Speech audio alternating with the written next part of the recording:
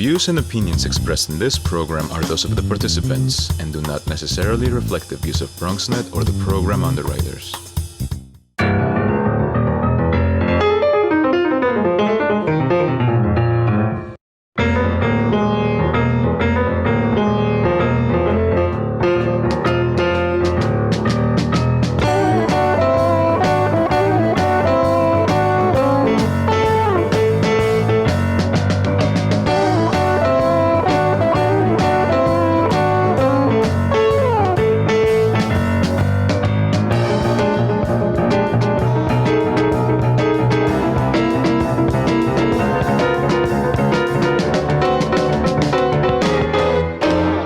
Good evening and welcome to BronxTalk.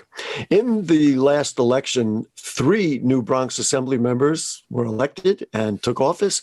And we thought it would be very interesting to kind of visit with them, see how they're doing, find out what they're working on, and just kind of take the temperature of what's going on, frankly, throughout the South Bronx Assembly representation.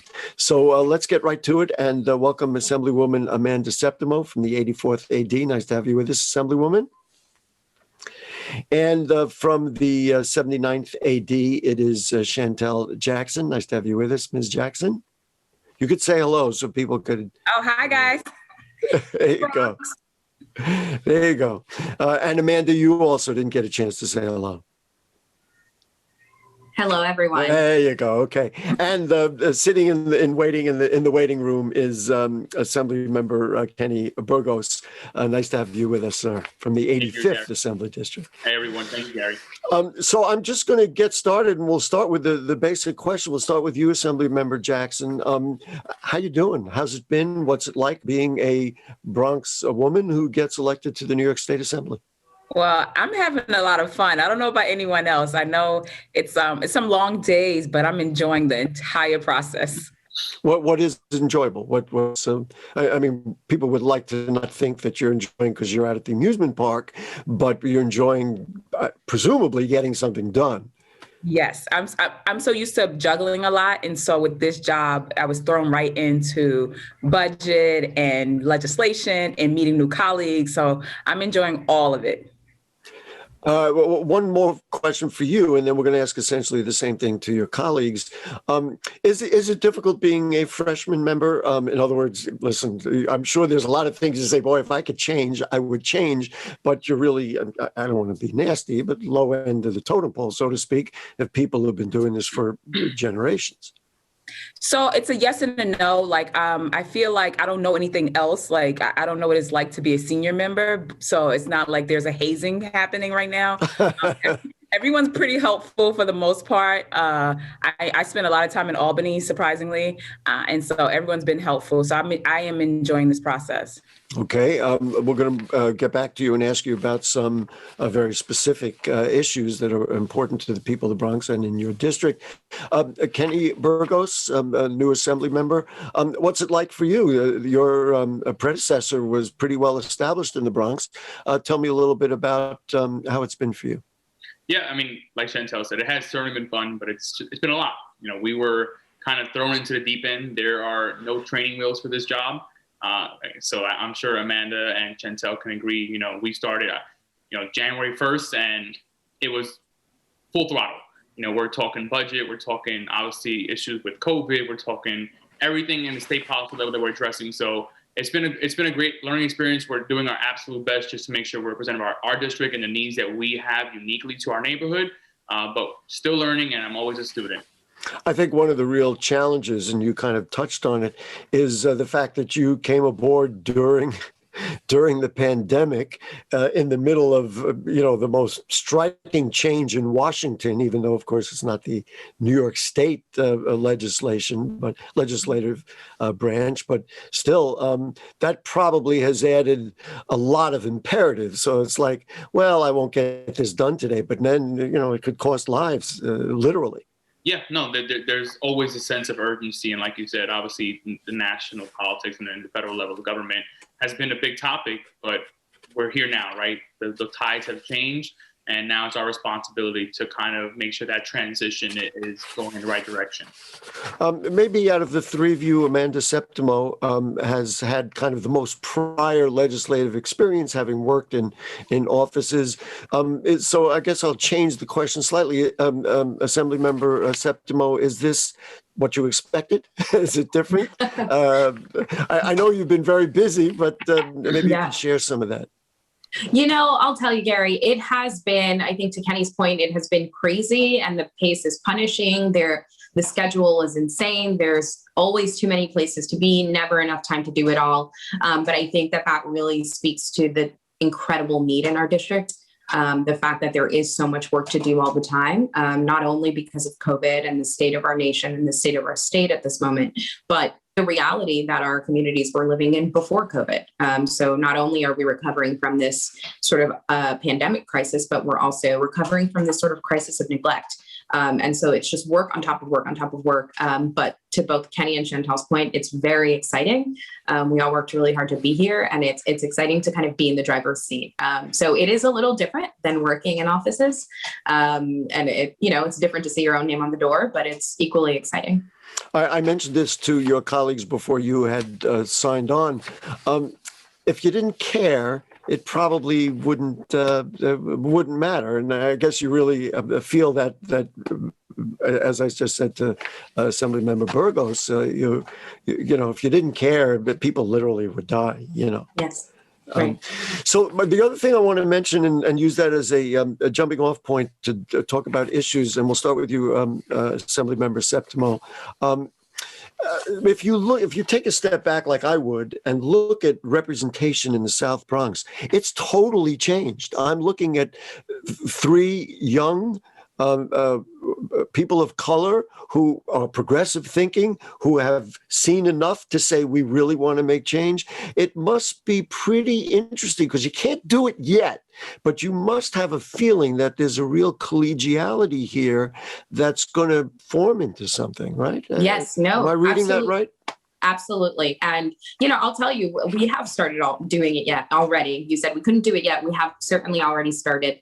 I know that I check in with Chantel and Kenny around sort of big ideas for the South Bronx. And we, I think together as colleagues, work to think about the South Bronx as a community, despite district lines, despite sort of artificial boundaries, understanding that we do have a really, really powerful, unique leadership opportunity in this moment, not only because we're probably the closest that we'll get to a blank state as a state, but also as a community, right? We've seen all of the toughest issues laid completely bare, and now we have a really big opportunity to address them.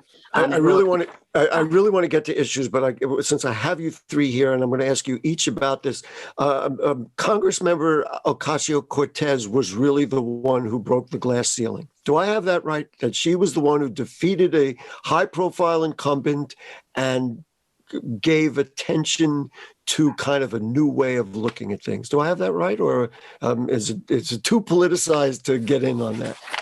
I would agree with that. I think Congresswoman Ocasio-Cortez was an absolute trailblazer. I think she's an inspiration to many, not only in the Bronx but across the country. And I think, coupled with, again, kind of that antagonist of a Donald Trump presidency, it was really the perfect storm of young people, of people of color saying, listen, we need to get in the driver's seat. We need to make change happen at every level of government. Otherwise, someone else is going to make those decisions for us, and it'll never have us in mind. That is basically what I was getting at. I don't know if anybody else wanted to weigh in on that. Assembly Member Jackson, you seem to be nodding your head there. I was just thinking that she's a huge inspiration. My daughter loves her, which was nice. I was able to tell her that when I met her. Well, that identification is very important, no different than the Vice President of the United States, let's be honest. Absolutely. Regardless of what the politics are. Yeah, she represents leadership at such a young age. And a lot of our young people look at her and say, oh, this is possible. So I'm grateful for her in that space. Let's talk. I want to jump in. I'd love to jump in here. I think please. Congresswoman Ocasio-Cortez is absolutely an inspiration for so many people. But I think too often when we treat elections as sort of the sort of change point, when in reality elections are really sort of the apex of a lot of work and a lot of progress and a lot of fighting. And so I also want to give credit to so many people and organizations that have been on the ground sort of working to ferment this change over the years.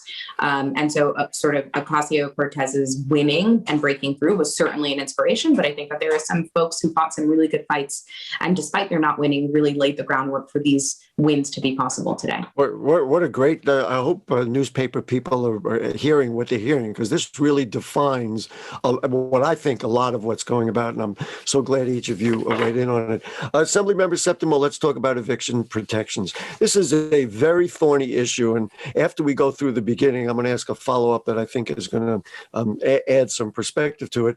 So eviction protections, as I understand it, the Assembly is ready to extend them to May 1st, so that, and actually we're recording this, people will know on the 25th. Technically tomorrow is the day they're scheduled to expire. Is that what we're talking about?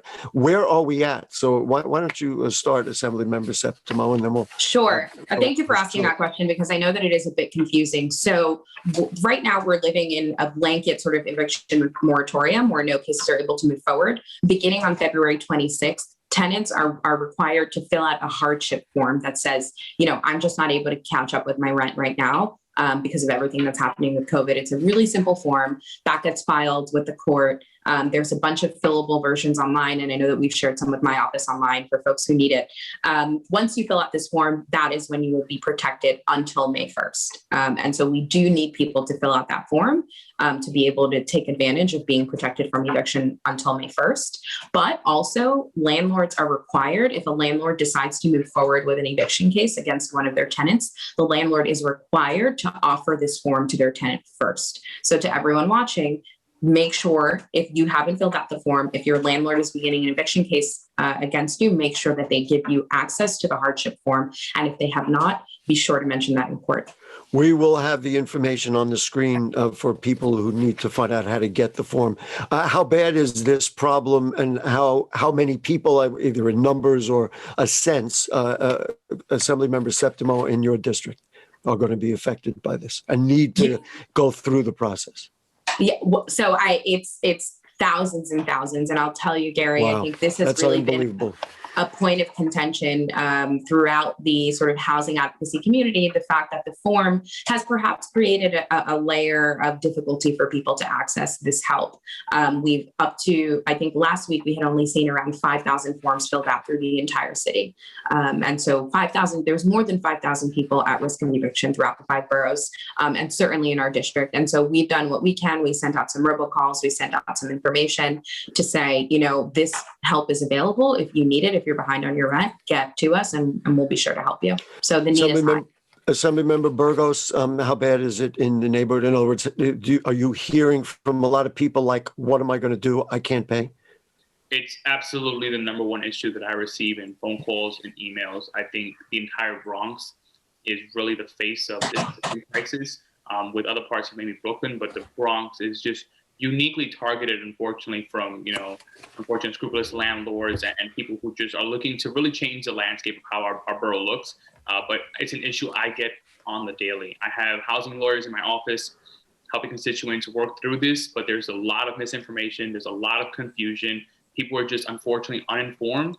And I'm thankful that our conference has moved to put this moratorium in, but I also do believe that we need to look ahead of the curve. So I've actually put in bill drafting. I haven't been able to introduce it yet, but to extend this moratorium into September, because I'm of the belief that time is moving very fast and we will not be out of this crisis by May 1st. And the desperation is exemplified or even extended because so many people are out of work. I mean, our Bronx unemployment is up over 16% some months, and it was down to 4.4%. I think Bronx people would be happy to pay their rent if they had I'm going to put it in bad language, freaking job, Ms. Jackson, let's talk with you about the same thing. Talk to me about your community and where you are at. Yeah, so eviction is the same, probably the second most thing I get calls about, one being COVID testing. And so with my district, I have my constituent service people just making sure that they are walking people through the entire process. It's not, some people are not as computer savvy as others. Some people don't know where to go to get the resources. So my staff is working diligently to make sure they're walking people through the process. But also, landlords are, complaining as well. They're like, I can't pay my rent if they don't pay their rent. Right. So yeah, it's a change. This is my follow-up question. The other issue I'm sure comes up for all three of you is language, and that filling out the forms, you got to have it. And it's not only Spanish, of course, in the Bronx, God bless us all, we have from everywhere. But Assemblymember Jackson, you brought it up, and it certainly was on my mind. I know many landlords who are good landlords, who are, keep nice buildings, who care, do the right thing, and the kind of people we want to have own buildings. And there's got to be some sympathy for them, whether it comes out of a stimulus package out of Washington or somewhere. But we've got to understand that they, what you said is true. They can't pay their rent. They can't maintain the buildings. You want, cleanliness. You want us to fix the toilets and those kinds of things. So what are your thoughts about that? And what do we say to our friends in real estate who are doing a good job? But, hey, I get it. But, what are you going to do? And my colleagues can help me out with this, but we are definitely, there's language around us looking out for small landlords who have, not multi, levels of projects with property that they can cover. And so we're looking to protect those people as well. Amanda, Kenny, Yeah, let's see, Assembly Member Septimo, you want to just talk about developers and landlords? They're in a bind as well. No, of course. And I think I think everyone understands that COVID has hit everyone differently, but has hit everyone, no doubt. And on the state level, we're really focused on making sure that we craft a COVID relief effort as it relates to housing that covers people who need help the most. So to Assemblymember Jackson's point, it's not about corporate landlords who maybe just didn't have as great of a year as they typically have, but it really is about, 1 and 2 family home owners. There was a bill I know put forth by Senator Kavanaugh that discusses in depth how we will get help to sort of medium and small size landlords who can say, I have X number of tenants, they're not able to pay, and we'll be able to get that relief from the state. And so it is certainly something that we're thinking about and really looking forward to doing, if not in the budget, around it. Let's talk about some of the things that really fuel Bronx neighborhoods. And so we're going to let Assemblymember Jackson lead the discussion because she is, I guess, on the subcommittee of micro businesses. Is that what you were talking about? We all know, because that's how we live. We go down the block and we go into the deli, or I got to have my screen replaced on my phone. And there happens to be a guy with a little shop and he's a Bronx guy and he takes care of you. How are they doing? And what do we need to know, and what is going to come up in that committee? You're the chair of that subcommittee, right? Yeah. So don't expect too much from me just yet, Gary, because I literally just got... It's only February. No, I just got the appointment maybe a few days ago. And so I'm really congratulations. And I also sit on a small business committee. And so, one of the things that we've been talking through is like making sure that taxes are reasonable for people in these hard times. Also making sure that we get the information out about PPP, because our businesses, as we know, the first time it came out, they did not have access to it. They didn't have the resources or the connections to even get the information. And so what we're doing now is just ensuring, I know Amanda and I sat on a call with Third Avenue Bid, just ensuring that we get as much information out to people as possible and we walk them through the process of Assembly Member Septimo, we're moving around the room here with everybody. Talk to me about food insecurity and where we are at. The lines, unfortunately, are still long. People still wait online. We have distribution centers. Are we getting people? Number one, how bad is the need? And number two, are we getting people the food, or is there real hunger going on right now? So, I think we have so food insecurity was an issue before COVID. We've seen it exacerbated throughout this pandemic. We've seen lines like we've never seen before, and need just kind of skyrocket. And I think charity has really done well to meet the need, and government and public and private partnerships have really been working well to help people get what they need now. But we all know that charity runs out. And ultimately, government has a responsibility to make sure that people have the things that they need to thrive, that we're creating conditions for people to be successful. And you just can't do that at home, at work, or at school if you're hungry. And so I'm actually on the Agriculture Committee in the Assembly. And one of the things that we're thinking about meaningfully as we sort of think about what it means to recover from this crisis is, what does urban farming look like? What are the opportunities to grow food locally so that we have an abundance and not a dearth of access to fresh produce, of access to healthy food that's nutritious, because we know that that contributes so much to people's underlying conditions and therefore their, susceptibility to this virus and others. And so it is still a systemic issue. And I think it's going to keep being an issue. To Assemblymember Burgos's point, we're in this, we're still in the thick of this crisis, and I think we're going to keep being in it for a while. But it's something that we're thinking about meaningfully as we start to rebuild. I hate to put it this way, the new thinking would be, wow, here's an idea about urban farms. Of course, in the Bronx, I could close my eyes and think of at least 3 or 4 that I've been to over the last year or so, and they are capable of literally feeding a neighborhood. That's the kind of thinking I personally am hoping we're going to get a lot more of. Of course, how ironic that we're talking food insecurity in the place where we have the largest food market. I guess congratulations to the unions that won. When I saw that the numbers were like $1 an hour, I was like, you got to be kidding me. I don't know if you want to weigh in on that. That was good news that ultimately happened. Yes, no, I'm certainly. So the Hunts Point markets are all in my districts, actually. And it was unbelievable to me that we had essential workers that were having to fight so hard to get what felt like an absolutely reasonable raise. I was there with the workers every day of the strike to stand in solidarity with them, and was really grateful to see them win. And, you make the point that it's ironic that we have issues of food insecurity in the South Bronx when we're home to the markets. Ironic is one word. I would call it shameful. Okay. We'll concede that to you. Assemblymember Burgos, let's talk about, I was looking at a map of the districts, and your district cleverly goes into the water, but includes Rikers Island. And there's been a lot of, and this feeds right into the dialogue we were just having. There's a lot of talk about, we know the plans for, taking the jail out of there.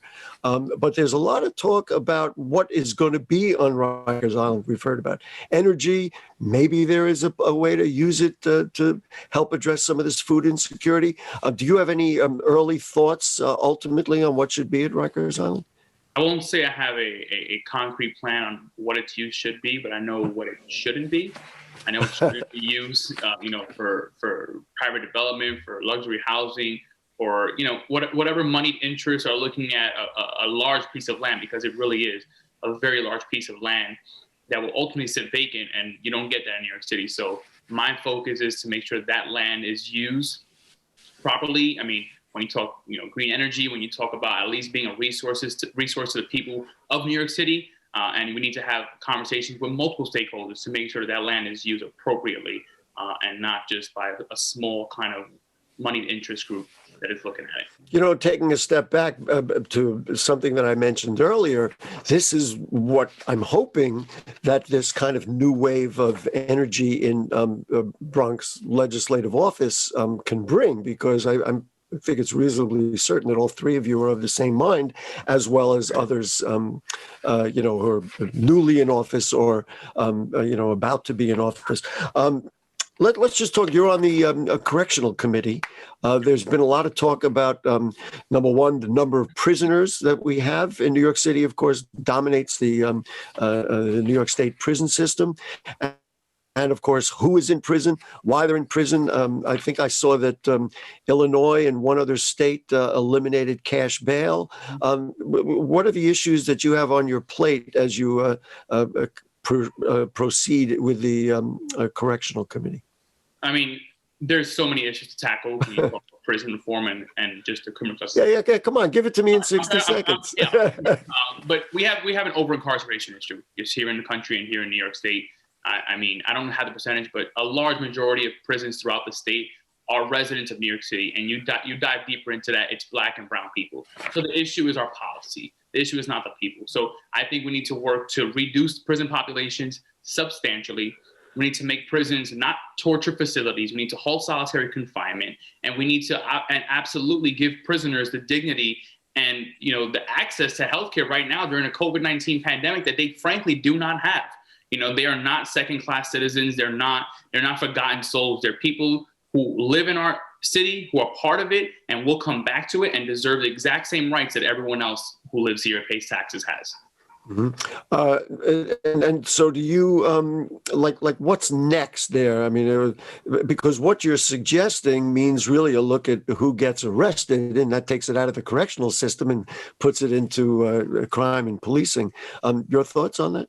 Well, what's next is what we're talking about now, right? It's going to be one, decriminalize marijuana. We need to move to marijuana legalization and expungement of records. We need to completely look at how our criminal justice system works. I'm a believer in, we shouldn't have life sentences, right? I don't think any one mistake in your life that you make, we are all susceptible to making mistakes in life, and you shouldn't be judged on the worst of your actions and lose your entire life because of it. So I'm a believer in capping the amount of time you can imprison someone.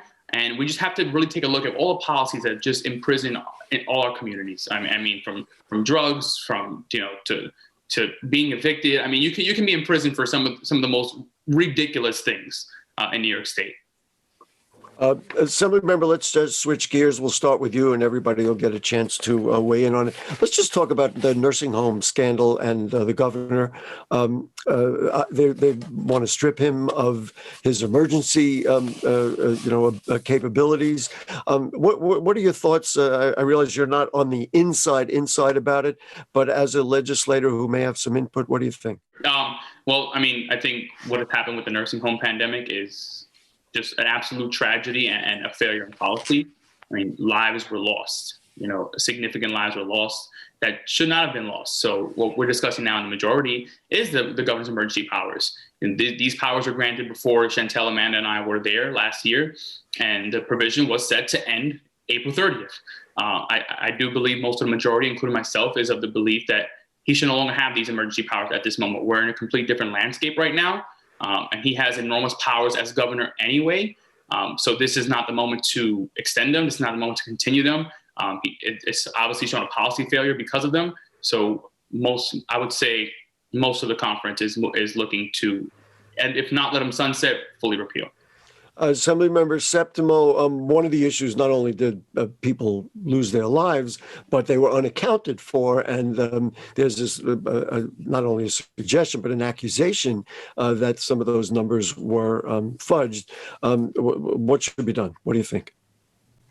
Gary, I think we need the truth. I've got to be honest with you. I think if we're going to be the leaders that we purport to be in New York, if we're going to say that we care about people, if we're going to say that we're trying to move the state in a direction where everyone is valued, then we need to start with holding everyone accountable, and that includes ourselves when we make errors. And I hope that we're all able to lead the hearings, the investigations, let everything play itself out all the way through without interference, so that we can get to the bottom of what happened and then have conversations about what accountability looked like. But more importantly, I hope that this doesn't continue to distract us from the work that needs to happen. The reality is that we're rebuilding. We need to get back to that. I just want to get Assembly Member Jackson, and you got about 15 seconds if you wanted to just weigh in on that. I'm assuming you agree with your colleagues. Absolutely. They did it all. It's simply an investigation and accountability. That's it. Assemblywoman Amanda Septimo, thank you so much for joining us. We're looking forward to having you back at some point. All three of you, as a matter of fact. Assemblywoman Chantel Jackson, thank you. Assemblymember Kenny Burgos, thank you. And guess what? We'll see you next week. Next week, we'll start 2 consecutive weeks of debates for special election. First in the 15th Council District, and then in the 11th. It's going to be a very busy season, so stay with us. Good night. Wear your mask. Stay safe. And thanks to the Assembly members. Good night.